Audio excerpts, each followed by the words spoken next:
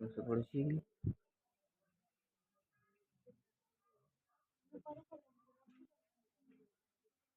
Five P math classes में मैं यशपाल सिंह आपका स्वागत करता हूं। देखिए, जो मेरे चैनल पर पहली बार आए हैं वो चैनल को सब्सक्राइब करें तथा वीडियो को लाइक जरूर किया करें। आज हम पढ़ रहे हैं आपकी कक्षा 10 की प्रश्नावली 3.1। 3.1 प्रश्नावली का क्वेश्चन नंबर 5 है। आपके सामने लिखा हुआ है कि एक आयताकार बाग जिसकी लंबाई है वो चौड़ाई से 4 मीटर अधिक है का अर्ध परिमाप 36 है, तब बाग की विमाएं ज्ञात कीजिए। है ना। एक आयताकार बाग है जिसकी लंबाई है वो चौड़ाई से 4 मीटर अधिक है, उसका अर्ध परिमाप 36 मीटर है, तो बाग की विमाएं ज्ञात। विमाएं का मतलब भुजा ज्ञात। ठीक। बाग आयताकार है तो उसकी भुजाएं कैसी होंगी, कौन कौन सी होंगी, लंबाई और चौड़ाई। आयत की दो भुजाएं होंगी, लंबाई और चौड़ाई। देखिएगा, इसको हमें ग्राफी विधि से हल करना है क्योंकि पूरी 3.1 प्रश्नावली में ग्राफी विधि चल रही है। ग्राफी विधि से हल करेंगे हम। करने को तो इसको आगे हम पढ़ेंगे अभी, विलोपन विधि और प्रतिस्थापन विधि, उससे भी हल कर सकते हैं, लेकिन 3.1 में ग्राफी विधि चल रही है तो इसको ग्राफ के माध्यम से हल करेंगे। देखिएगा, इसके हल में देखो लंबाई और चौड़ाई बताई गई है, तो मान लेंगे हम, माना लंबाई x मीटर तथा चौड़ाई y मीटर। इतनी सी बात क्लियर। किसी को भी कुछ भी मान सकते हैं, ऐसा कोई नहीं है कि नहीं लंबाई को ही x माने, लंबाई को भी y मान सकते हैं, चौड़ाई को भी x मान सकते हैं, जो आपकी इच्छा हो जैसे मान लें। मीटर में क्यों मान रहे हैं, क्योंकि ये बात भी किसमें दी हुई है, मीटर में। यदि ये सेंटीमीटर में लिखा होता तो हम इसको सेंटीमीटर में मानते, समझ रहे हो ना। मीटर में तो इसको मीटर में मान लिया, लंबाई x है और चौड़ाई y है। अब देखिए x और y के मध्य में क्या संबंध है। ये तो आपकी लंबाई रही, ये चौड़ाई रही, ठीक है।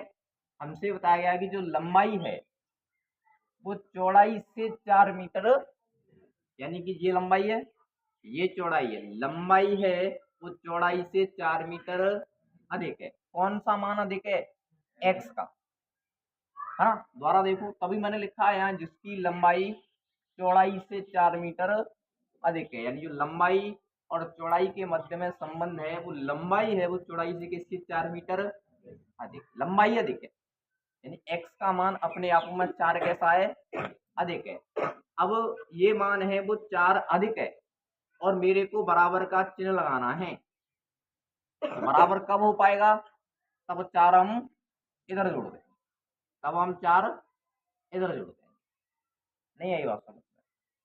देखिएगा, मैं कहूँ ये 12 है और ये 8 है, मैं कहूँ ये लंबाई है मेरी और ये चौड़ाई है। समझने की कोशिश करना, है ना। ये लंबाई है और ये चौड़ाई है। मैं कहूँ लंबाई का मान 12 हो गया, चौड़ाई का मान 8 हो गया, तो मैं कह सकता हूँ ना कि जो लंबाई है वो चौड़ाई से 4 मीटर अधिक है। लंबाई का मान चौड़ाई से 4 मीटर, लेकिन मेरे को बराबर का चिन्ह लगाना है। क्यों लगाना है बराबर का चिन्ह, ताकि समीकरण बन सके, है ना। तो बराबर का चिन्ह लगाना है, तो ये बताओ दोनों बातें आपस में बराबर कब हो पाएंगी, तब 4 इधर जोड़ दे, तभी तो बराबर हो पाएंगी, क्योंकि ये तो पहले से ही 4 अधिक है। बराबर करना तो 4 इधर अधिक जोड़ना पड़ेगा। ऐसे ही यहाँ ये लंबाई का मान है, ये चौड़ाई का मान है, ये मान अपने आप में 4 अधिक है, बराबर करने के लिए 4 इधर जोड़ना। समझ में आ रही बात, या फिर 4 इधर क्या करना पड़ता, घटाना पड़ता। ठीक। तो पहला ये बन जाएगा आपका पहला समीकरण। बोलो पहला समीकरण समझ में आया या नहीं आया, कोई दिक्कत किसी विद्यार्थी को। ठीक।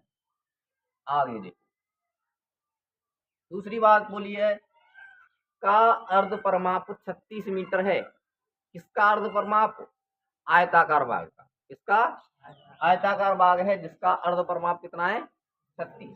तो देखो, आयताकार बाग का अर्ध परिमाप बराबर 36 मीटर। तो बोलो आयत का परिमाप क्या होता है, आयत के परमाप का क्या सूत्र होता है? परमाप की बात करें तो 2 गुणा लंबाई धन चौड़ाई। ठीक है, लेकिन यहाँ क्या बोला है? अर्ध परमाप। अर्ध परमाप का मतलब आधा। अर्ध परमाप का मतलब, तो इसमें 2 आधा करना होगा तो 2 का क्या दे देंगे? भाग। तो 2 से 2 क्या हो जाएगा? कट जाएगा। बराबर। अर्ध परमाप लिखा है इसलिए मैं इसको हटा दूं। अर्ध परमाप का मान क्या हो जाएगा? लंबाई प्लस, बात समझ में आई ना भाई? परमाप क्या होता है? 2 कोष्टक लंबाई धन चौड़ाई। आधा करना है तो 2 का क्या दे देंगे? इसलिए 2 से 2 क्या हो गया? कट गया। तो मैंने ये डायरेक्ट लिख दिया है कि अर्ध परमाप क्या बनेगा? लंबाई धन चौड़ाई बनेगा। ठीक, या फिर यार लिखूं ऐसे ही 2 गुणा? तो लिख देते हैं तो आपकी समझ में आ जाएगा। ठीक है, परमाप होता है 2 गुणा लंबाई धन चौड़ाई। ये 2 से 2 कट गया, बराबर। ठीक है, अब देखो लंबाई को हमने क्या मान लिया है? एक्स प्लस चौड़ाई को क्या मान लिया है? वाई, बराबर। ये बन जाएगा समीकरण नंबर। इतनी सी बात समझ में आई क्या? है ना? अब इन दोनों समीकरणों से क्या बनाएंगे? तो टेबल बनाएंगे और दोनों को ग्राफ पर प्रस्तुत करेंगे तो हमें उत्तर मिल जाएगा हमारा। देखिएगा, इसको ही बना ले पहले। किसी को भी इधर रख लो। एक्स बराबर 36, ये बाई प्लस का हो जाएगा तो क्या हो जाएगा? माइनस का हो जाएगा। बताओ, यहाँ से बाई का मान रखेंगे, इसका मान मिलेगा, एक्स का मान मिलेगा। देखो टेबल बनाएंगे।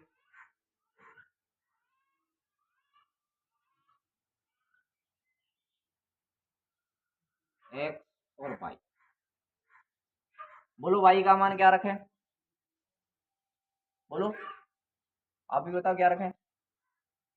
कुछ ऐसा मान रख लेंगे ताकि, अब देखो मैं 0 रखूं तो 36 आएगा, तो 36 तक बनाने में हमें समस्या आएगी, है ना? तो कुछ इधर से भी अधिक लिख लेंगे, इधर से भी।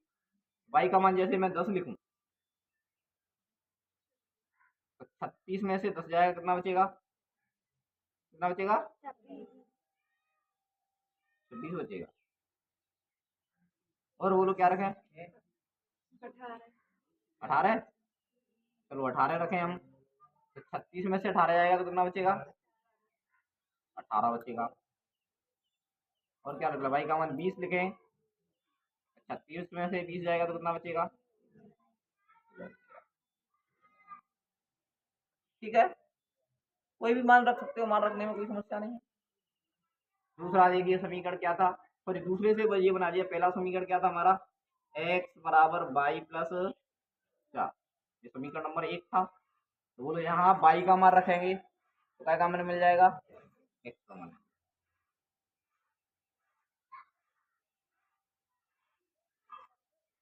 बोलो बाई का मान क्या रखा जाए? 4 रखा जाए। चलो 4 रख लेते हैं। 4 और 4 कितना हो जाएगा फिर? और बाई का मान क्या रखा जाए? बाई का मान क्या रखा जाए? 2 रखी तो 6 बहुत कम हो जाएगा। ये बड़ी बड़ी मान है, ठीक है, सबसे रखो तो ज्यादा बेहतर है। बाई का मान 12 रखे। चलो 12 और 4 कितना हो जाएगा? ये 16 हो जाएगा। बाई का मान 16 रखें। 16 और 4 कितना हो जाएगा? बाकी लिखने को तो आप कोई भी मान लिख लो, कोई भी समस्या नहीं होती है। ठीक है, कोई भी मान लिखें, कोई भी दिक्कत नहीं आती है। और मैंने बताया था कोई भी मान रखें तो वो उसी रेखा के ऊपर आ जाएंगे। वो शर्त ये है कि आप ऐसा मान रखो कि आपको ग्राफ बनाने में समस्या ना आए, ग्राफ पर दिक्कत ना आए। देखिएगा, अब हम इसकी ग्राफ बनाएंगे।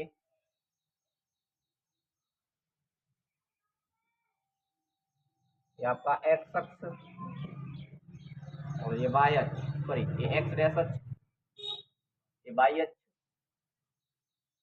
और नीचे कौन सा हो जाता है? वाई। ये होता है मूल बिंदु आपका 0, तो देखिएगा एक्स अक्ष पर कहाँ तक जाना है मेरे को? 26 तक। 4 4 का अंतराल मान लें, है ना? 4 4 का मान लेते हैं।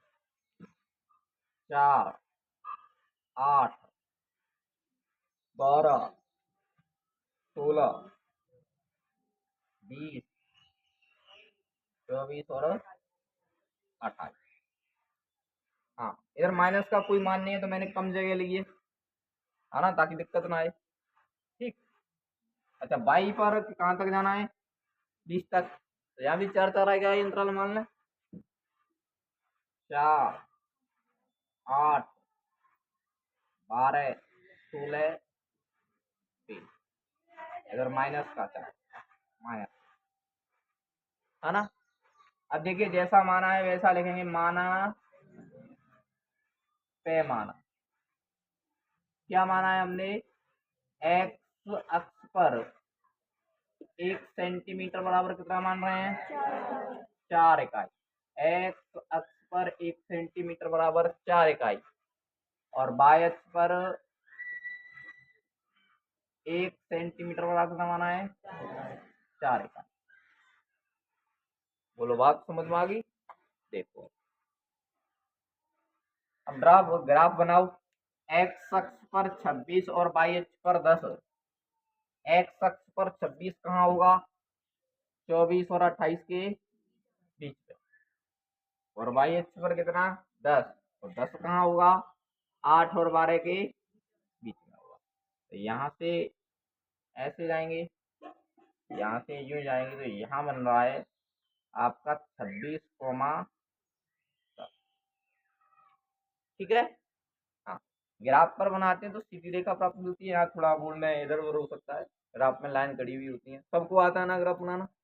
है ना। नहीं आता हो किसी को ग्राफ बनाना विशेष, तो रुक जाए, ग्राफ पर समझ ले। अपना ग्राफ पेपर लेके आए, दिक्कत आ रही हो मैं उसको अच्छे से और समझा दूंगा। ठीक है भाई। वैसे तो 8वीं में 9वीं में आपने ग्राफ बनाए आता होगा, फिर भी ना आता है तो रुक जाए, ग्राफ पेपर लेके आए, उसको समझा किया जाएगा। एक्स अक्ष पर 18 और वाई अक्ष पर भी 18। देखिए, एक्स अक्ष पर 18 कहाँ होगा? 16 और 20 के बीच में हो जाएगा। वाई अक्ष पर 18 कहाँ होगा? 16 और 20 के बीच में हो जाएगा। तो यहाँ से कुछ ऐसे जाएंगे, यहाँ से यहाँ जाएंगे, तो यहाँ आपका बन रहा है 18,18। ठीक। एक्स अक्ष पर 16 और वाई अक्ष पर 20। एक्स अक्ष पर 16 ये रहा, वाई अक्ष पर 20 ये रहा। यहाँ से यूं जाएंगे, यहाँ से ऐसे जाएंगे, तो सीधी रेखा यहाँ मिलेगी 16,20। 16, ऐसे करके मिलाएंगे तो ये एक सीधी रेखा मिलेगी। ठीक है। अच्छा, दूसरी बात, ये कौन से समीकरण की रेखा है? एक्स प्लस वाई बराबर 36 की तो है ना, ये टेबल इसकी है, तो ये लिख देंगे एक्स प्लस वाई बराबर 36। और भी मान रखो इस समीकरण में, सभी मान इसी रेखा पर विद्यमान हैं। दूसरा देखो, एक्स अक्ष पर 8 और वाई अक्ष पर 4। तो एक्स अक्ष पर 8 ये रहा, वाई अक्ष पर 4 ये रहा। यहाँ बन जाएगा 8, बिंदु दर्शाना आता है ना सबको। एक्स अक्ष पर 8 ये लेंगे, वाई अक्ष पर 4, यहाँ से यूं जाएगी रेखा, यहाँ से यूं। ठीक, आता है ना बिंदु दर्शाना तो कम से कम। ठीक। एक्स अक्ष पर 16 और वाई अक्ष पर 12। एक्स अक्ष पर 16 ये हो गया, वाई अक्ष पर 12।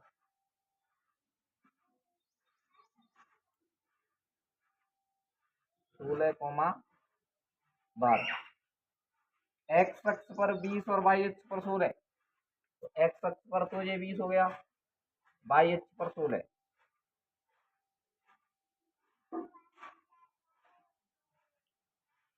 20,16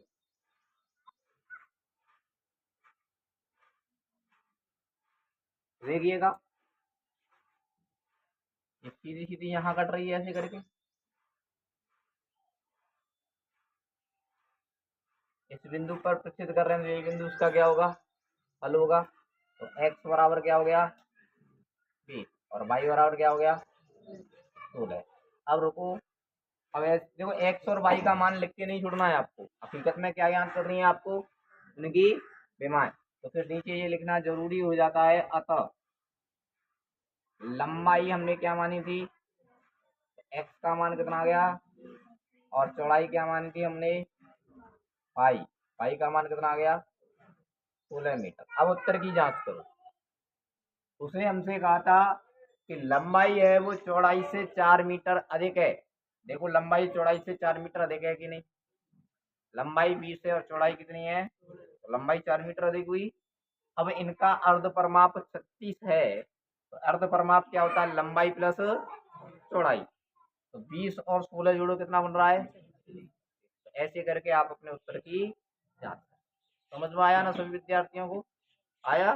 देखो ग्राफ आना बहुत जरूरी है आपसे, क्योंकि एग्जाम में सीधा 4 नंबर का प्रश्न पूछा जाएगा ग्राफ के संबंध में, है ना। देखो ग्राफ पेपर पर ही बनाए, या तो आप रफ पर बना लें, घर जाके ग्राफ पे प्रैक्टिस करें पेंसिल से।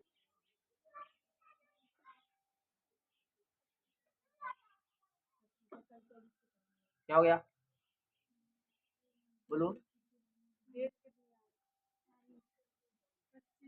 कितनी भी हो तुम तो पढ़ाई करो, 25 है वैसे।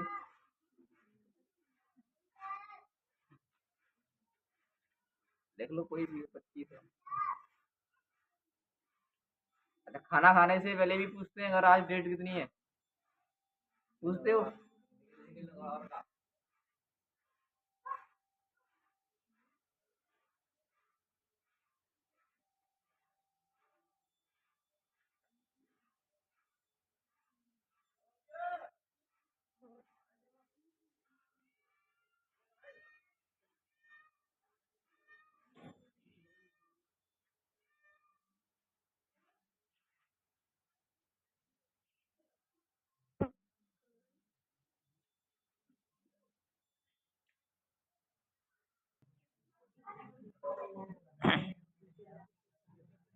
हाँ तो ये बात लिख लिया ना, समझ में आई।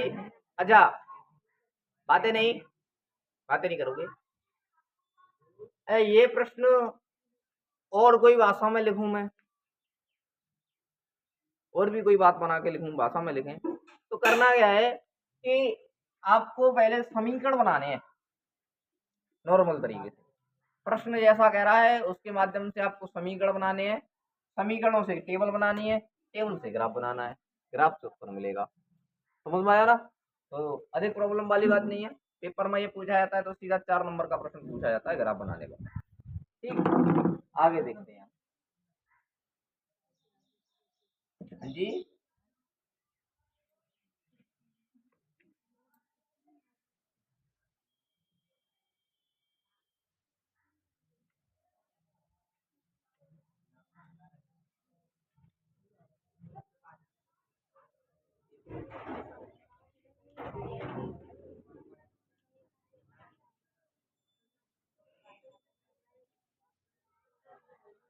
आइए नेक्स्ट प्रश्न, क्वेश्चन नंबर 6 के लिए तो गणित ही थोड़ा नीचे से ले लो।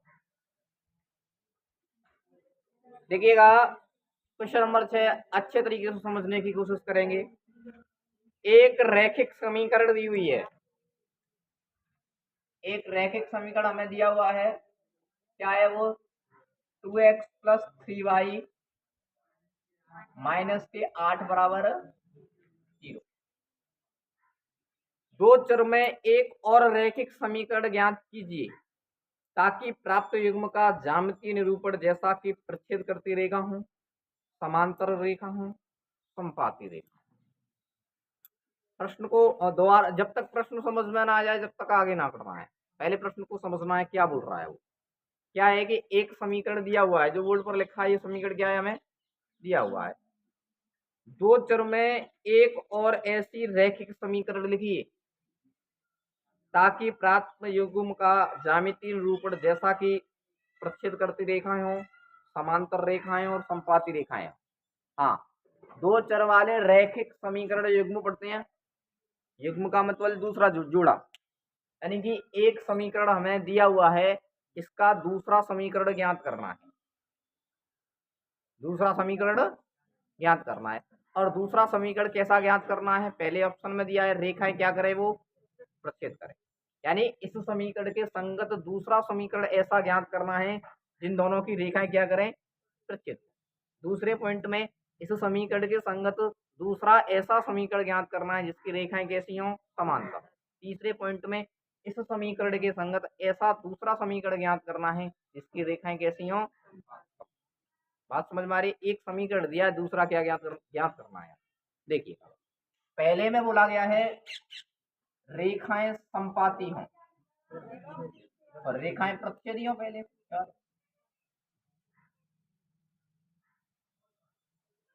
रेखाएं प्रतिच्छेदी। अच्छा, दूसरा समीकरण याद करना है। ये थोड़ा समझने वाला प्रश्न है, गौर से देखेंगे तो समझ में आएगा। रेखाएं प्रतिच्छेदी कब होती हैं? जब a1 बटे a2 does not equal to b1 बटे b2। इसी कंडीशंस पर तो रेखाएं प्रतिच्छेद करती हैं। यानी कि इस बात का मतलब ये है कि दो समीकरणों की रेखाएं प्रतिच्छेदी करेंगी यदि a1 बटे a2 का अनुपात और b1 बटे b2 का अनुपात बराबर नहीं हो। अच्छा, ऐसे समीकरण कितने बनेंगे? दूसरे बहुत समीकरण बनेंगे। बस हमें ध्यान क्या रखना है, ये बात फॉलो होनी चाहिए कि a1 बटे a2 का अनुपात है वो b1 बटे b2 के अनुपात के बराबर नहीं होना चाहिए। a1 और a2 का अनुपात लें हम और b1 और b2 का अनुपात लें तो वो बराबर नहीं होना चाहिए। देखिएगा, अब मानो ऐसा है, दूसरा समीकरण को बनाना है। इसमें तो मैं 2 का गुणा कर दूं, इसमें भी 2 का गुणा करूं और इसमें भी 2 का गुणा करूं, तो फिर अनुपात कैसा आएगा? 1/2 का 1/2 का आएगा सबके साथ में।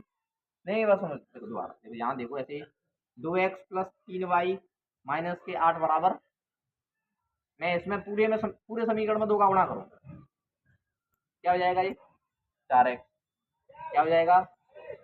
माइनस के बराबर। अब इनका अनुपात देखूं मैं तो ये 2 बटे कट के कितना हो जाएगा? 1 बटे, यहाँ भी 3 बटे कट के कितना आ जाएगा? 1 बटे, यहाँ भी कट के कितना आ जाएगा? 1 बटे। अरे सीधी सीधी सी कहानी है, जब मैं इसमें 2 का गुणा कर रहा हूं तो अनुपात क्या हो जाएगा? 1 बटे, और 3 का गुणा करूंगा तो 1 बटे, 4 का करेंगे तो 1 बटे 4। ऐसे ही हमें करना क्या है, इन दोनों का बस अनुपात समान नहीं हो जाए तो एक में 2 का गुणा कर दो, एक में किसके का गुणा कर दो? 3 का गुणा कर दो, तो अनुपात कैसा हो जाएगा? अलग अलग हो जाएगा। भाई दूसरी अलग अलग संख्याओं से गुणा कर दो, एक में 2 का, यहाँ यहाँ ये बात समझ में आई गई पहले? अरे इधर देख लो, हाँ आपसे ही बोल रहे हैं, पीछे नहीं देखना है ऐसे। मैं कितनी बार बोलता हूँ, कोई भी विद्यार्थी कमजोर नहीं होता है, इस बात को समझ लो। कोई भी विद्यार्थी कितना भी पढ़ने में कमजोर हो, बोर्ड पर नजर होनी चाहिए ढकी, पूरा ध्यान होना चाहिए बोर्ड पर समझाते टाइम। घर जाके जो भी काम दिया उसको रेगुलर कर ले। और आप पढ़ाते समय इधर उधर देख रहे हैं, घर जाके पढ़ते नहीं हो, तो फिर कितने भी पढ़ने में अच्छे हो, कहानी खत्म हो जाएगी। विशेषकर पढ़ाते समय इधर देखना है, मुझे डिस्टर्ब हो जाता हूँ, आप हो या ना हो, इस वास्ते। देखिए 2 का गुणा कर रहे थे तो ये आया, हमने इनका अनुपात देखा, सबके मध्यम अनुपात कितना आया? 1 बटे। सीधी सीधी बात है, जब 2 का गुणा करेंगे तो 1 बटे 2 का अनुपात मिलेगा, 3 का गुणा करेंगे तो 1 बटे 3 का मिलेगा, है ना। हमें आज करना क्या है, a1 बटे a2 और b1 बटे b2 के मध्य में अनुपात समान नहीं होना चाहिए, तो इसमें 2 का गुणा कर देंगे, इसमें किसी और संख्या कर देंगे, बस 2 का नहीं करेंगे, 3 का कर लो, 4 का करो, किसी का भी कर लो, 2 का गुणा नहीं करेंगे। देखिए इसको मैं लिखूं 4x, 2 का कर दिया गुणा। अब इसमें 2 का गुणा नहीं करना है, कितने का कर दो? 3 का कर दो, कितना बन जाएगा? ये इससे कोई मतलब ही नहीं है, इसमें किसी और का कर दो, करना चाहो, ना करना चाहो तो कोई दिक्कत नहीं है। इसमें 4 का कर, 3 का कर दो, 30 बराबर, ये दूसरा समीकरण प्राप्त हो गया। अब ये ऐसा समीकरण प्राप्त है कि जिसका a1 बटे a2 और b1 बटे b2 कैसा आएगा? बराबर नहीं आएगा। बराबर नहीं आएगा तो फिर निश्चित रूप से रेखाएं कैसी होंगी? प्रतिच्छेदी। आप समझ रहे हो ना? देखो इसका अनुपात कितना होगा? 1 बटे 2, और इसका अनुपात कितना होगा? अरे a1 बटे a2 ज्ञात करो। अब a1 का मान यहाँ से 2 है, a2 का मान कितना है?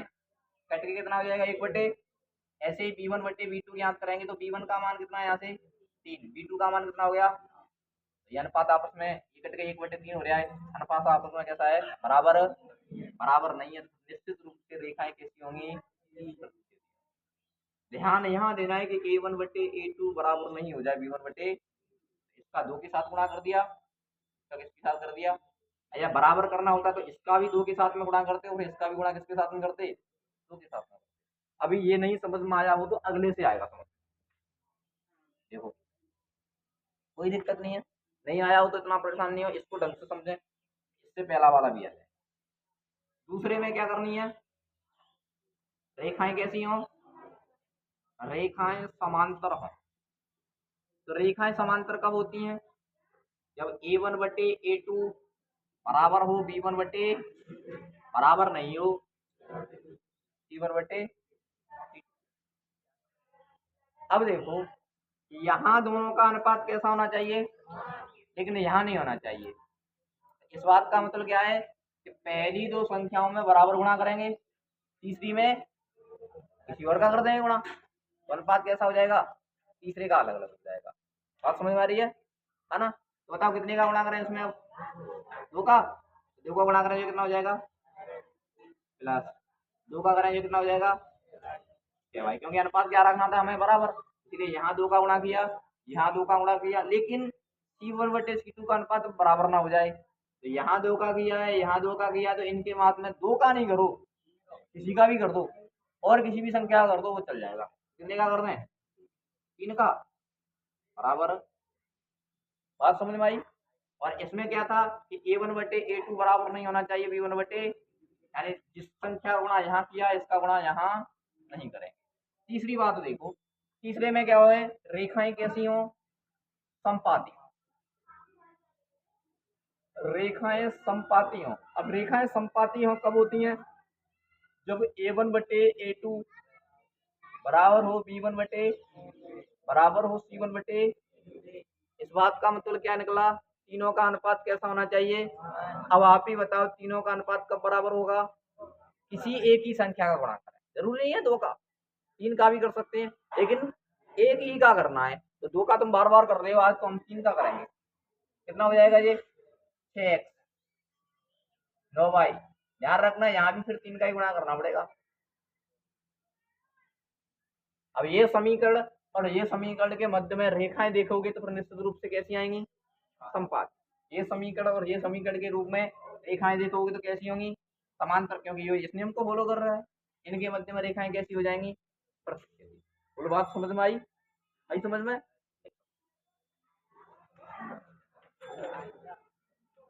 ये समझ में आना बहुत जरूरी था।